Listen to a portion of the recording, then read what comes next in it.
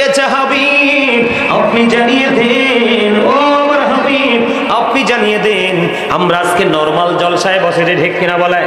এখানে ধুলাবালি আছে, আছে কিনা? একেবারে নরমাল বিছানায় বসেছি, কিন্তু বসেছি তো মাওলার জিকির করার জন্য।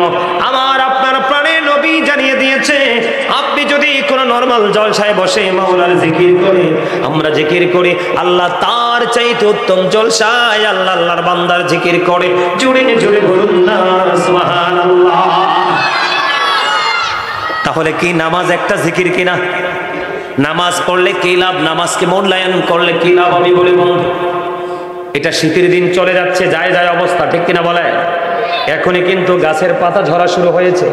হযরত আবু যর রাদিয়াল্লাহু তাআলা আনহু থেকে হাদিস কানা বর্ণিত, আমার নবী আপনার নবী দু জাহানের বাদশা নবী রাহমাতাল লিল আলামিন, তিনি জানিয়ে দিলেন, হাদিস শরীফের মধ্যে এসেছে, আমার আপনার প্রাণের নবী শীতের দিনে বন্ধু বের হলো, বের হওয়ার পরে গাছের দিকে চাইয়া দেখলেন গাছের ডালাগুলো বিরামহীনভাবে ঝরে ঝরে পড়ছে। আমার নবীজি ডাল দুইটা ধরলেন, ধরার পরে আবু যরকে ডাক দিলেন, আবু যর উত্তর দিলেন লাব্বাইকা ইয়া রাসূলুল্লাহ। আবু যর উত্তর দিলেন, আমি হাজির গো নবী।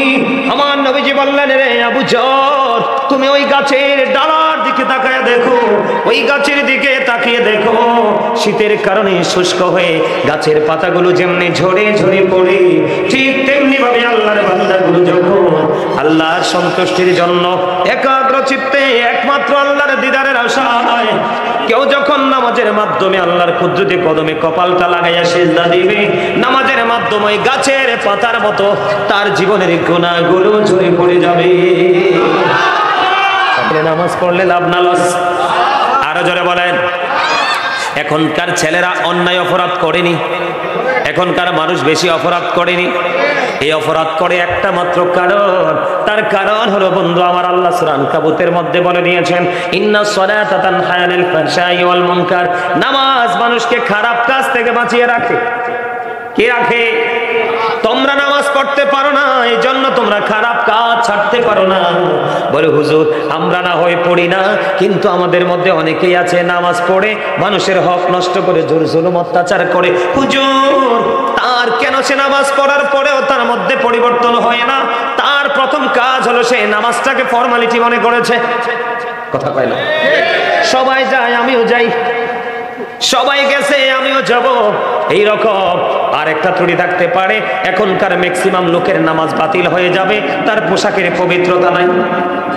ওমা কথা কয় না? আমি কি বল কথা কইনি? দলিল দিব তো আজকে, দলিল ছাড়া কথা বলবো না। এটা যদি হয়, এটা যদি না হয়, বলে হুজুর আমার তো এটা নাই, তাহলে আমি মনে করব আপনার পবিত্রতা নাই। কারণ হলো লা তুকবালু সালাতুম বিগাইরি তুহুর ওয়ালা সাদাকাতুম মিন গুলুল, পবিত্রতা ছাড়া ইবাদত কবুল হয় না, হালাল টাকা ছাড়া দান কবুল হয় না। তাহলে আপনাকে বুঝে নিতে হবে বন্ধু, আপনার মধ্যে ত্রুটি আছে, এই জন্য আপনার নামাজ পড়ছেন ঠিকই, কিন্তু পরিপূর্ণ হেদায়েত পাচ্ছেন না। কথা বলেন না কেন? বলে হুজুর অপবিত্রতাটা কেমন হতে পারে? এখনকার ছেলেরা দেখবেন জিন্স প্যান্ট পরে, পড়ে কি পড়ে না? কথা বলে না কেন? আরে পড়েনি, কথা বলেন না, পড়ে কি না? আপনারা জোরে বলতে পারেন না? আপনারা কি জানেন এই পোশাকটা যে অভিশপ্ত? জানেন না? আজকে আমি জানাবো, জানবেন? কারণ যুবকদেরকে নিয়ে আমার আজকে একটা বিষয় দেওয়া হয়েছে, হুজুর আমাদের যুব সমাজদেরকে নিয়ে একটু কথা বলবেন। আমি যুব সমাজ দিয়ে একটু আলোচনা করতে চাই, আপনারা শুনতে রাজি আছেন? সবাই এদিকে তাকান, জিন্স প্যান্ট পরে কি পরে না? পরে। এই একটা যুবক সব ঠিক আছে, কিন্তু বন্ধু তার পোশাকটা ঠিক নাই। আমার দিকে তাকান। আল্লাহ রাব্বুল আলামিন বান্দাকে 3 ধরনের পোশাক দিয়েছে। কয় ধরনের? কথা বলে না, কয় ধরনের? আল্লাহ রাব্বুল আলামিন বান্দাকে 3 ধরনের পোশাক দিয়েছে। এর মধ্যে এক ধরনের পোশাক হলো লজ্জাস্থান ঢাকার পোশাক, আরেকটা হলো সাজসজ্জার সুন্দর পোশাক, আরেকটা হলো তাকওয়ার পোশাক। আল্লাহ বলেছেন লিবাসুত তাকওয়া যালিকা খায়র, আল্লাহর কাছে সবচেয়ে উত্তম পোশাক হলো তাকওয়ার পোশাক। আমার দিকে তাকাও যুবক, ও যুবক, আমাকে বিষয়টা দেওয়াতে আমি অনেক খুশি হয়েছি, কারণ আমাদের বাংলাদেশের যুবকদের এমন অবস্থা হয়েছে, যুবকদের অবস্থা দেখলে মনে হয় আমরা কোনো ইহুদি ক্রান্তিতে বসবাস করছি। কথা বলে না কেন? আমার কাছে মনে হয় কোন বেঈমানের দেশে আমরা বিচরণ করছি, অথচ আমরা মুসলমান। আমাদের মুসলমানিত্ব কেমন করে ধ্বংস করছি, আমার দিকে তাকান। আমি আপনাদেরকে বলে দয়া করে কথা বলবেন না। একটা কারণ বন্ধু, এই যে তাকওয়ার পোশাক কোনটা বলা হয়, লুঙ্গি বলেন, প্যান্ট বলেন, পায়জামা বলেন, ট্রাউজার বলেন, জিন্স প্যান্ট বলেন, যেটাই বলেন, বলে হুজুর আপনি জিন্স প্যান্টটাকে কেন মিন করে কথাটা বললেন? এটা বলার কারণ হলো, আমার দিকে তাকান, আমার রাসূল আমার আল্লাহ বলে দিয়েছে নারীর যেমন পর্দা ফরজ, পুরুষের পর্দাটা কোথায়? আমার দিকে তাকান। এই পর্দা যদি ঠিক রেখে তুমি নামাজ পড়তে পারো, তাহলে তোমার নামাজ আল্লাহর দরবারে পৌঁছবে। কারণ নামাজ কবুল হওয়ার জন্য শর্ত শারীরিক পবিত্রতা, মানসিক পবিত্রতা, পোশাকের পবিত্রতা, বড় হলো বন্ধু একনিষ্ঠতা। বুঝেন নাই? নামাজে দাঁড়াইলে মরিচ খেতে চিন্তা করা যাবে না, ব্যবসায় লস হবে সেই চিন্তা করা যাবে না, নামাজে দাঁড়ালে পৃথিবীর কোনো চিন্তা করা যাবে না। কারণ আমার আল্লাহ সূরা আল ইমরানের 185 নম্বর আয়াতের শেষ অংশে বলে দিয়েছেন, ওয়ামাল হায়াতুদ দুনিয়া ইল্লা মাতাউল গুরুর। এই দুনিয়ার জীবনে, পৃথিবীর জীবনে, দুনিয়ার হায়াত একটা ধোঁকা, একটা প্রতারণা। আপনি নামাজে যদি দাঁড়িয়ে পৃথিবীর চিন্তা আপনার মধ্যে কনফিডেন্সে ঢুকিয়ে দেন, আপনাকে মনে করতে হবে আপনি প্রতারণার মধ্যে পড়ে গেছেন। এই নামাজ দিয়ে আপনার কোনো ফায়দা হবে না, এবং আপনি কয় রাকাত নামাজ পড়েছেন, কয় রাকাত বাকি আছে সেটাও আপনার মনে থাকবে না। আমার কথা কয় না? আপনাদেরকে না বলছি, আপনারা জবান দিছে আল্লাহ জিকির করার জন্য, ঠিকটা বলেন না কেন?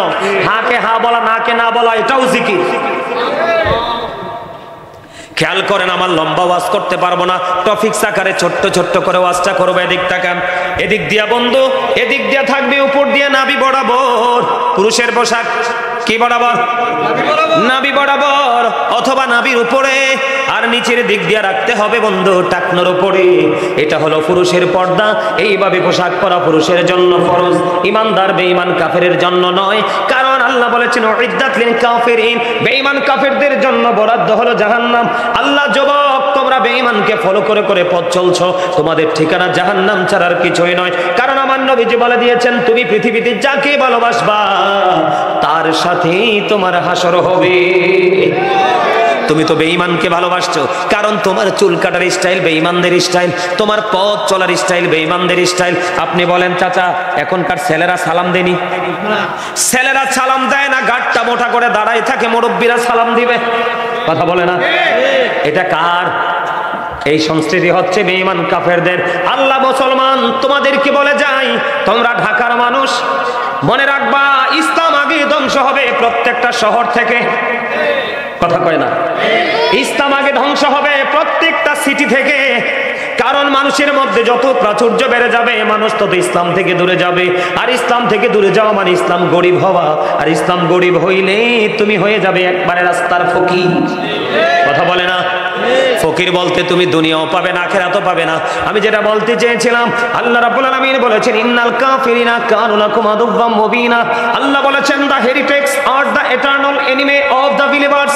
আল্লাহ রাব্বুল আলামিন বলে দিয়েছে ঈমানদারদের প্রকাশ্য শত্রু হলো বেঈমান কাফিরেরা।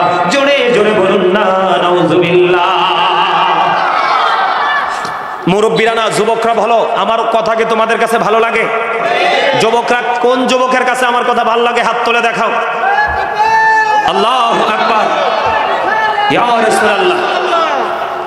যুবকদের কাছে ভালো লাগে? যাদের কাছে ভালো লাগে তোমাদের জন্য গুড নিউজ, আর যাদের কাছে ভালো লাগে না তাদের কপাল পোড়া।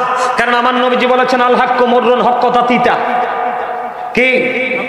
কিন্তু আমার আল্লাহ বলেছেন যদি হক কথা তিতা হয়, ইয়াকুলু কাওলান সাদীদা, সে দা রাইট থিং, তুমি সত্যটাই বলো, হকটাই বলো। সুবহানাল্লাহ বলেন। আর জোরে। এই যুবক, তোমরা যদি আজকে যদি এই আলোচনা থেকে নিজেদের লাইফটাকে, নিজেদের মানসিকতাকে চেঞ্জ করে আগামী দিন নতুন করে পথ চলার শিক্ষা তোমরা অর্জন করতে পারো, তোমাদের জন্য গুড নিউজ হলো আমার রাসূল বলেছে আল হাসান ওয়াল হুসাইন সাইয়্যিদু শাবাবি আহলিল জান্নাহ। আমার রাসূল বলেছে Imam Hasan and Husain are the leader of younger people in Jannah. তোমরা যদি আজকে নিজেদেরকে আগামী দিন থেকে পরিবর্তন করে যদি তোমরা ইসলামী রঙে রঙিন হয়ে জীবন চালাতে পারো, পথ চলতে পারো, আমার নবীজি বলে দিয়েছে তোমাদের জান্নাতে লিডার হবে ইমাম হাসান হুসাইন। তার মানে এতে বোঝা যায় তোমাদের জান্নাত নিশ্চিত। নবীজি যেহেতু বলেছে নবীর কলিজার টুকরা জান্নাতে তোমাদেরকে রিসিভ করবে, লিডার হবে, তাহলে এতে জান্নাত নিশ্চিত। বোঝা যায় কিনা? তোমরা মনে রাখবে, দুর্বল ইমানদারের চাইতে আল্লাহর কাছে শক্তিশালী ইমানদার অনেক প্রিয়। সুবহানাল্লাহ। যৌবনকালের জিব্রাইল বলছে আমি বৃষ্টির ফোঁটা গণতে পারি, কিন্তু যৌবনকালের আমল গণতে পারি না। এটা এত স্পিড, এত পাওয়ার। জোরে বলেন সুবহানাল্লাহ। তাহলে কি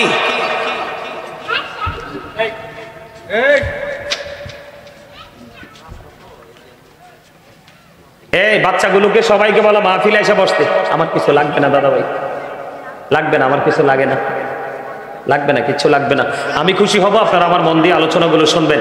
আর কি পারে না?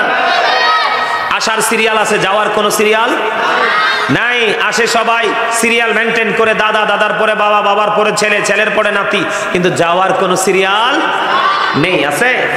শুধু আমি আপনাদেরকে শুরু থেকে এইটুকু বলবো, আমি যে আজকে হেডলাইন দিয়েছি আলোচনা, ইয়া আইয়ুহাল্লাযীনা আমানু কু আনফুসাকুম ওয়া আহলিকুম নার, আল্লাহ রাব্বুল আলামিন বলেছেন, O believers, save yourself and your families from the fire. Allah রাব্বুল আলামিন ইমানদারকে দেখে বলেছেন, তুমি জাহান্নাম থেকে বাঁচো এবং তোমার পরিবারকেও জাহান্নাম থেকে বাঁচাও। আওয়াজ তুলে বলেন সুবহানাল্লাহ। আর জোরে বলেন না সুবহানাল্লাহ। এবার একটু ভালো লাগতেছে না? আওয়াজটা একটু সুন্দর হয়েছে না? আপনারা সুবহানাল্লাহ, আলহামদুলিল্লাহ, আল্লাহু আকবার, লা ইলাহা এগুলো বলতে কৃপণতা করবেন না, উচ্চ আওয়াজে বলবেন। কেন জানেন? আমরা সবাই রাতের বেলায় জান্নাতের বাগানে আসছি। এই জান্নাতের বাগানে রাতের ডিনার হলো এই জিকির। আমার কথা আপনারা বুঝেন? স্পষ্ট বুঝেন? আমরা রাতে আসছি মাহফিলে, কখন?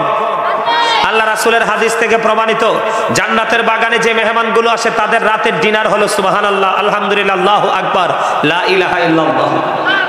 আরো জোরে। তার মানে আমরা জান্নাতের মেহমান, আমাদের খাবার আছে জান্নাতের বাগানে। তবে এই খাবারটা আমরা দেহকে দিতে পারবো না, এই খাবারটা রুহের। কিসের? মুমিন প্রতিদিন 2 ধরনের খাবার জোগাড় করতে হবে। প্রত্যেকটা পার্সন ডবল পার্সন, প্রত্যেকটা মানুষ ডবল। আপনার দেহ একটা, আত্মা একটা, আমারও দেহ একটা, আত্মা একটা। আপনি পৃথিবীর যেই কোনো জায়গা বিচরণ করবেন, সেখান থেকে আপনি দুনিয়ার খাবার পাবেন। কিসের খাবার পাবেন? দুনিয়ার খাবার পাবেন। কিন্তু যখন মসজিদে যাবেন, মাহফিলে যাবেন, জান্নাতের বাগানে যাবেন, যা পাবেন সব রুহের খাবার। দেহের খাবার থেকে এই দুনিয়াতে দেহের শান্তি মিলে, আর আপনি যদি রুহের খাবার জোগাড় করতে পারেন, আপনি ইন্তেকাল করার পরে আপনার রুহের শান্তি মিলবে। আজকে আমি আপনাদের সামনে সেই বিষয়গুলো নিয়ে আলোচনা করব। আবারও বলছি, আপনারা মন দিয়ে আলোচনা শুনবেন। আবারও বলছি, উস্কের ওয়াজ থেকে সবাই শিক্ষা নেবে না। যাদেরকে আল্লাহ বিবেক দিয়েছে, যাদের সিনায় ঈমান আছে, যাদের সিনায় ভয় আছে, আল্লাহ বলেছেন, O believers, you fear me. Allah ইমানদারদেরকে দেখে বলেছে, ইমানদারেরা তোমরা আমাকে ভয় করো। আল্লাহ তোমাকে ভয় করলে লাভ হবে কি? আল্লাহ বলেছেন, আল্লাহ উইল ফরগিভ ইউ। আল্লাহ কথা দিয়েছে তোমার সমস্ত জীবনের গুনাহ মাফ করে দিবে। এটা শুধু আমি ইংলিশে বলিনি, আল্লাহ কোরআনে বলেছেন, আল্লাযীনা আমানু, যারা ঈমান এনেছে, ওয়া কানু ইয়াত্তাকুন, এবং তাকওয়া অবলম্বন করেছে, লাহুমুল বুশরা, তাদের জন্যই সুসংবাদ, ফিল হায়াতিদ দুনিয়া, দুনিয়ার জীবনে, ওয়া ফিল আখিরা, এবং পরকালের জীবনে। তার মানে আপনি শুধু ঈমানদার হলে চলবে না, আপনার মধ্যে তাকওয়াও রাখতে হবে, ভয় থাকতে, আপনার মধ্যে অনুশোচনা থাকতে, অনুতপ্ত হওয়ার মেন্টালিটি আপনার মধ্যে থাকতে হবে। তাহলে আপনি 100% ঈমানদার। প্রেম এবং ভয়, এই দুটো জিনিস যদি আপনার মধ্যে রাখতে পারেন, আল্লাহ বলেছে, তোমার প্রেজেন্ট এন্ড ফিউচার দুটোকে আমি আল্লাহ ব্রাইটনেস করে দিয়েছি। যেরকম সুবহানাল্লাহ, সুবহানাল্লাহ। এখন আপনার প্রেজেন্ট এন্ড ফিউচার এই দুটোকে ব্রাইটনেস করতে হলে আপনাকে অনেক বেশি জিকির করতে হবে।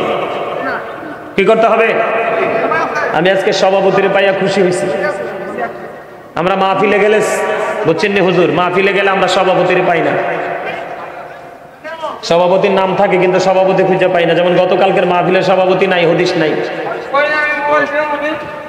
আর আপনাদের সভাপতি ইয়াং, আলহামদুলিল্লাহ বলেন। আরো জোরে, একটু মহাব্বতে। আমার কথা কি আপনারা বুঝতে পারছেন? আরো জোরে বলেন। আমি কি বলেছি বুঝতে পারছেন? তাহলে আমাদেরকে কি করতে হবে? বেশি বেশি করে জিকির। এদিক তাকান। জিকির, জিকিরের 2 ধরনের মেসেজ আছে। কি আছে? সায়েন্টিফিকদের পক্ষ থেকে এক ধরনের মেসেজ পেয়েছি, আল্লাহর পক্ষ থেকে এক ধরনের মেসেজ পেয়েছি। সায়েন্টিফিকদের কাছ থেকে আমরা মেসেজ পেয়েছি, সায়েন্টিফিক যারা, স্ট্রোনোমার যারা, তাদের বক্তব্য হলো Zika is the heart medicine. জিকির হলো হার্টের ওষুধ। সুবহানাল্লাহ কয় না? আমি আপনাদেরকে বলছি সুবহানাল্লাহটা, আপনারা জান্নাতের মেহমান, আমরা সবাই জান্নাতের মেহমান। আমাদের রুহের খাবার হলো এই জান্নাতের বাগানে যারা আসছে, মেহমানদের রুহের খাবার হলো সুবহানাল্লাহ। আপনি এই দুনিয়ায় বেনিফিট কতটুকু পাবেন জানি না, কিন্তু ফিউচারে পাবেন 100%। কারণ আল্লাহ কি বলেছেন, ফামাই ইয়ামাল মিসকালা যাররাতিন খায়রান ইয়ারা ওয়া মান ইয়ামাল মিসকালা যাররাতিন শাররান ইয়ারা। বিন্দু পরিমাণ ভালো কাজ, বিন্দু পরিমাণ মন্দ কাজ, দুটো সম্পর্কে কিন্তু আপনি কি করতে পারবেন, ওপারে। কথা কয় না কেন? তাইলে আমাদের আর কোনো সন্দেহ আসেনি। এই সায়েন্টিফিকরা কি বলেছেন, জিকির হলো হার্টের ঔষধ। জিকির হলো কি? হার্টের ওষুধ। আর আল্লাহ কি বলতেছে জানেন? আল্লাহ রাব্বুল আলামিন বলতেছে, remember me then I will remember you. Allah রাব্বুল আলামিন বলতেছে, remember me then I will remember you. তোমরা আমাকে স্মরণ করো, আমি তোমাদেরকে স্মরণ করব। আওয়াজ করে বলুন সুবহানাল্লাহ। আল্লাহ বলেছেন, ফাযকুরুনি আযকুরুকুম। তোমরা আমাকে স্মরণ করো, আমি তোমাদেরকে স্মরণ। এখন স্মরণটা কিভাবে করব? আল্লাহ বলেছেন, ইয়া আইয়ুহাল্লাযীনা আমানু যকুরুল্লাহা যিকরান কাসীরা ওয়া সাব্বিহুহু বুকরাতা ওয়া আসীলা। আল্লাহ রাব্বুল আলামিন ঈমানদারদেরকে ডেকে বলেছেন, তোমরা বেশি বেশি করে আল্লাহর জিকির করো, সকাল থেকে সন্ধ্যা আল্লাহর পবিত্রতা ঘোষণা করো। এখন কিভাবে করব, কোন কন্ডিশনে করব? আল্লাহ রাব্বুল আলামিন বলেছেন, ফাযকুরুল্লাহা কিয়ামান, দাঁড়িয়ে দাঁড়িয়ে জিকির করো, ও কুউদান, বসে বসে জিকির করো, ওয়া আলা যুনুবিকুম, শুয়ে শুয়ে জিকির করো। তারপরেও জিকির বন্ধ করা যাবে? আর যারা বলেন যাবে। বন্ধুরে আমার, এবার প্রশ্ন হলো, জিকির কাকে বলে? জিকির কত প্রকার ও কি কি? বন্ধু, এই কারণে আমাকে প্রথম আজকে বিষয় দিয়ে হয়েছে, হুজুর নামাজ সম্পর্কে একটু আলোচনা করবেন। নামাজ হলো শ্রেষ্ঠ জিকির। সুবহানাল্লাহ বল আল্লাহর জিকির, আলহামদুলিল্লাহ বল আল্লাহর জিকির, আল্লাহু আকবার বল আল্লাহর জিকির, লা ইলাহা ইল্লাল্লাহ বল আল্লাহর জিকির। কাউকে ভালো কাজের জন্য ডাকা, এটাও জিকির। কাউকে মন্দ কাজ করতে দেখলে থামিয়ে দাও, আটকে দাও, এটাও জিকির। আপনি নামাজে দাঁড়িয়েছেন, ওটাও জিকির, কারণ এটা হলো জিকিরের জলসা। আর হজে গেছেন, সেটাও জিকির, ওইটা হলো জিকিরের জুলুস। কারণ যেই জিকির একই জায়গায় দাঁড়িয়ে বসে সম্পূর্ণ করা হয়, ওটাকে বলা হয় জিকিরের জলসা। বিভিন্ন জায়গা পরিদর্শন করে যে জিকির করা হয়, ওটাকে বলা হয় জিকিরের জুলুস। এখন আমি জিকিরের সম্পর্কে এমন ভাবে কথা বলবো, কোরআন এবং হাদিস থেকে। আপনার আমার প্রাণের নবী তিনি বলে দিয়েছেন, তোমরা যখন জিকির করো এমন ভাবে জিকির করো, মানুষ দেখলে যেন তোমাদেরকে পাগল বলে। আর যারা বলেন না সুবহানাল্লাহ, কি বলে? তোমাদেরকে পাগল বলে। বন্ধুরে আমার, পৃথিবীতে যেই কোনো ময়লা দূর করার একটা উপকরণ থাকে, ও বন্ধু, হাদিস শরীফের মধ্যে এসেছে, মানুষের মনের ঘরের ময়লা দূর করার উপকরণ হলো মাওলার জিকির। কন্যা সুবহানাল্লাহ। বুখারী শরীফের মধ্যে এসেছে হাদিস খানা, হযরতে আবু হুরায়রা রাদিয়াল্লাহু তাআলা আনহু থেকে হাদিস খানা বর্ণিত। আমার নবী, আপনার নবী, দু জাহানের বাদশা নবী, রাহমাতাল লিল আলামিন, তিনি বন্ধু জানিয়ে দিয়েছে, তোমরা জিকির এমন ভাবে করো, তোমরা যখন তোমরা আল্লাহ সম্পর্কে যেমন মনে করবে, মানে আল্লাহকে তোমরা যেমন মনে করবে, ঠিক আল্লাহ তোমার কাছে ঠিক তেমন। সুবহানাল্লাহ বলে না? আপনি যদি মনে করেন, হুজুর আজকে আমি বিশ্বাস করে এসেছি আমার আল্লাহ আজকে মাহফিলে যাওয়ার কারণে আমার জীবনের গুনাহগুলি মাফ করে দিবে, সত্যি আল্লাহ আপনার গুনাহগুলি মাফ করে দিবে। কারণ হাদিস শরীফ তো আমার নবীর, নবীজির কথা কি সন্দেহ আছে? যদি সন্দেহ করে ঈমান থাকবো না। বেঈমান কাফেরেরা পর্যন্ত বলেছেন, হি ওয়াজ ভেরি ট্রুথফুল। আপনার আমার প্রাণের নবী ছিলেন শ্রেষ্ঠ সত্যবাদী। আমার নবী বলে দিয়েছেন, কেউ যদি জিকির করার জন্য আল্লাহর দিকে এক বিঘা পরিমাণ এগিয়ে যায়, আমার আল্লাহ জানিয়ে দিয়েছে, হাবিব আপনি জানিয়ে দেন, আমি আমার ওই বান্দার দিকে এক গজ পরিমাণ এগিয়ে আসি। কেউ যদি জিকির করতে করতে আল্লাহর দিকে এক হাত পরিমাণ এগিয়ে যায়, আমার আল্লাহ জানিয়ে দিয়েছে, হাবিব আপনি জানিয়ে দেন, আমি আল্লাহ ওই বান্দার দিকে 2 হাত পরিমাণ এগিয়ে আসি। আমার আল্লাহ জানিয়ে দিয়েছে, হাবিব আপনি জানিয়ে দেন, কেউ যদি জিকির করার জন্য হেঁটে হেঁটে আসে রে, আল্লাহ রাব্বুল আলামিন ওই বান্দার দিকে দৌড়ে ছুটে আসে। জোরে জোরে বলেন না সুবহানাল্লাহ। আপনারা কি এর আগে ওয়াজটা কি কেউ করছে, শুনছেন? আমি আজকে যে আলোচনাটা করতেছি এই আলোচনাটা আগে কোথাও শুনছেন? যদি না শুনে থাকেন তাহলে আপনাদের কাছে অনেক বেশি মজা লাগার কথা। শিখে নেন ইসলাম কি। আমি ওই সময় বলতে গিয়ে ভুলে গেছিলাম, খেয়াল করেন। আমি আপনাদেরকে কি বলে খেয়াল করেন, আল্লাহ রাব্বুল আলামিন সব, কিন্তু আল্লাহ রাব্বুল আলামিন সৃষ্টির মূল হিসাবে আপনার আমার শিক্ষক হিসাবে নবীকে পাঠাইছে। কে? আপনি আল্লাহকে পাইতে হলে নবীকে ফলো করতে হবে। এই of all the great religious personalities of all prophet Muhammad Rasulullah sallallahu alaihi wasallam was the most successful. পৃথিবীর বুকে যতগুলো নবী রাসূল এসেছে সকল নবী রাসূলের মধ্যে আপনার আমার প্রাণের নবী রাজনীতি থেকে ইমামতি প্রত্যেকটা জায়গায় মোস্ট সাকসেসফুল, সবচেয়ে বেশি সফল। এখন আমরা নবীকে ফলো করলে আমরা সফল হব না? আর যারা বলেন হব কি হব না? এই জন্য আমি আপনাদেরকে বলছি, উপর দিয়ে থাকবে নাভি বরাবর, নিচে দিয়ে থাকবে টাকনো ওপরে। আর আপনি যদি নাভির নিচে পোশাক পরেন তাহলে আপনি যদি নামাজ পড়েন রুকুতে গেলে পিছনের কাতার থেকে আরেকজন 100% আপনার লজ্জাস্থান দেখতে পাবে।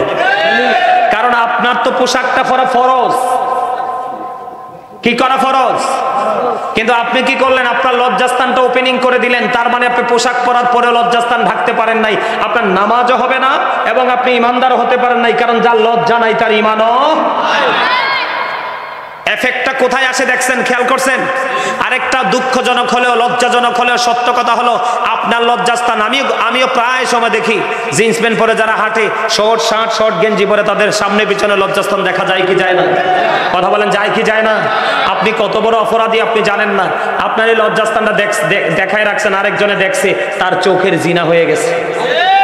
চোখের জিনা হলো নোংরা জিনিস দেখা। কি তাইলে আপনি কি করলেন, কত বড় অপরাধী খেয়াল করছেন? আপনি নিজে অপরাধী এবং অন্যজনকে অপরাধের জন্য উৎসাহ জুগিয়ে দিচ্ছেন। এই আমার দিকে তাকানো বন্ধু, আমার এই ওয়াজের মধ্যে বন্ধু তিনটা জিনিস পরিষ্কার হবে। কয়টা? একটা হলো যুব সমাজ ধ্বংসের যে নমুনা। কথা কইেন না, এমনি বসেন কেন? সুন্দর করে বল। এটা জান্নাতের বাগান, ফেরেশতারা সিসি ক্যামেরা দিয়ে সব রেকর্ড করতেছে। যদি অসুস্থ হন অসুবিধা নাই, অসুস্থ নইলে আনা। ওই যে দেখছেন ভদ্রলোক কিভাবে বসে রয়েছে, এইভাবে বসেন, ফাঁকে বসেন, আসেন। আমনের ফাঁকে গ্যাপ থাকলে আপনার কথা বাড়াইব, কারণ শয়তান তো চায় না এই পবিত্র কাজে মানুষ আসুক। দেয় আপনি সিনেমা দেখেন একবারও টেনশন আসবে না, কিন্তু নামাজে ঢুকেন 36টা টেনশন আসবে। তার কারণ ওই যে শয়তান চায় না, কারণ সে তো এগুলো দেখে এসছে চিরদিনের জন্য। আল্লাহ তাকে এখান থেকে বের করে দিয়েছে। এখন আল্লাহর প্রিয় বান্দারা প্রিয় হয়ে ওখানে যাক, শয়তান এটা চায় না। এই জন্য সবসময় মনে রাখবেন, ভালো কাজ করতে লাগলে বাধা আসবে। বাধা আসলে মনে করবেন শয়তান কোনো ধরনের চাল চালতে চায়। কথা বলে না কেন? তুমি সামনের দিকে আসো, এইভাবে সামনে এসে বসো, এই সুন্দর করে বসো। আমার দিকে তাকানো বন্ধু, আমি কি বলতে চাই, আমার এই ওয়াজ দ্বারা পাশাপাশি বন্ধু তিনটা জিনিস ক্লিয়ার হবে। একটা হলো যুবক যুবতীরা, আরেকটা হলো বন্ধু নামাজ। এখান থেকে আরেকটা জিনিসও ফুটে উঠবে সেই আলোচনাটার মধ্যে, রমজান মাসের ফজিলত। সুবহানাল্লাহ বলে না? কারণ একটার সাথে আরেকটা সম্পৃক্ত আছে, এই জন্য আমাকে এগুলো কি করতে হবে, তুলে ধরতে হবে। এদিকে তাকান,